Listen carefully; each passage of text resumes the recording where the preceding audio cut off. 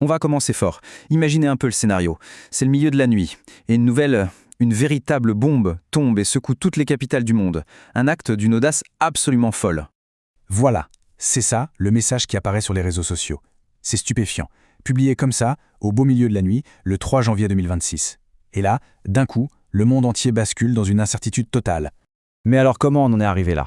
Pour bien comprendre, il faut revenir en arrière, heure par heure, sur cette nuit complètement folle à Caracas. Et comme on peut le voir, tout s'est enchaîné à une vitesse vertigineuse.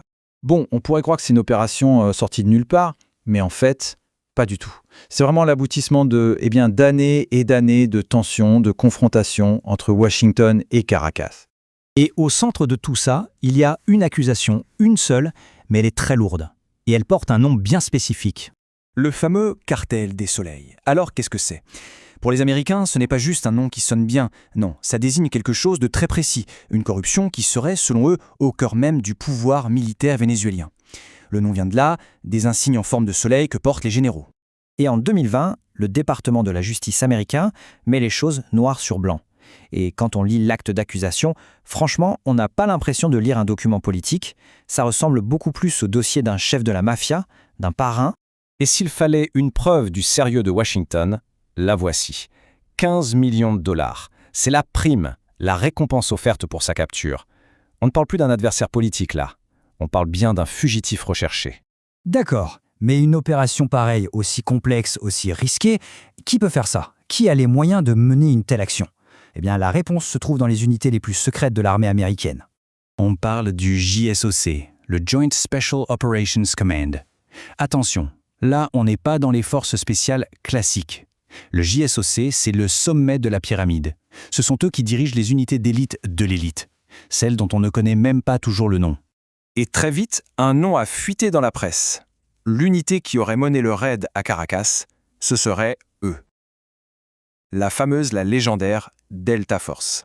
Et pour se faire une idée de ce dont ils sont capables, il suffit de regarder leur fait d'armes. On pense bien sûr au raid contre Baghdadi, c'était déjà eux, la Delta Force. Mais là, regardez, même unité, mais un objectif et un résultat complètement différents. Pas une élimination, une capture. Bon, une action de cette ampleur, forcément, ça fait réagir. Et les réactions n'ont pas tardé. Elles ont été immédiates, très dures, et ça a tout de suite montré à quel point le monde est divisé sur cette question. Les premiers à réagir, logiquement, ce sont les voisins directs. Ici, le président colombien, qui parle carrément d'une attaque, de bombardement, et qui en appelle à l'ONU de toute urgence. Juste après, évidemment, les alliés historiques du Venezuela montent au créneau. La Russie, sans surprise, parle d'agression impérialiste et de violence de souveraineté. Les mots sont forts. Mais la réaction qu'il fallait vraiment surveiller, c'était peut-être celle de Pékin, parce que pour la Chine, ce n'est pas juste une question de politique, c'est avant tout une question d'argent, et de beaucoup d'argent. Regardez-moi ces chiffres. Plus de 60 milliards de dollars de prêts. Des prêts qui sont souvent remboursés directement en pétrole.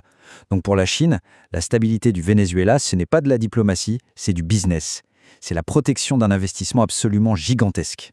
Et c'est là qu'on arrive au cœur du problème. Parce que, et c'est le point essentiel, capturer le chef, ça ne veut pas dire que tout le reste s'écroule pour autant. Dès les premières heures, on a 3 versions complètement différentes de l'histoire. D'un côté, les Américains qui crient victoire, de l'autre, ceux qui restent du gouvernement à Caracas qui appellent à la résistance, et au milieu, la réalité du terrain, une capitale silencieuse et personne ne sait vraiment qui dirige quoi. Du coup, ça nous laisse avec des questions énormes. La toute première, bien sûr, c'est celle-ci. Est-ce que le régime est tombé, oui ou non? Le pouvoir est-il toujours en place? Deuxième question, et c'est un vrai casse-tête juridique pour les États-Unis. Qu'est-ce qu'on fait de Maduro maintenant? On le juge, mais comment et où? C'est un chef d'État, capturé chez lui. C'est un précédent quasi inexistant. Et puis, la question finale, celle qui inquiète tout le monde dans la région et au-delà. Qui est aux commandes au Venezuela? L'opération a créé un vide de pouvoir immense au cœur d'un pays qui était déjà à genoux. Et on se rend compte que, loin d'avoir résolu la crise, cette capture a peut-être juste ouvert un nouveau chapitre. Un chapitre encore plus sombre et plus imprévisible.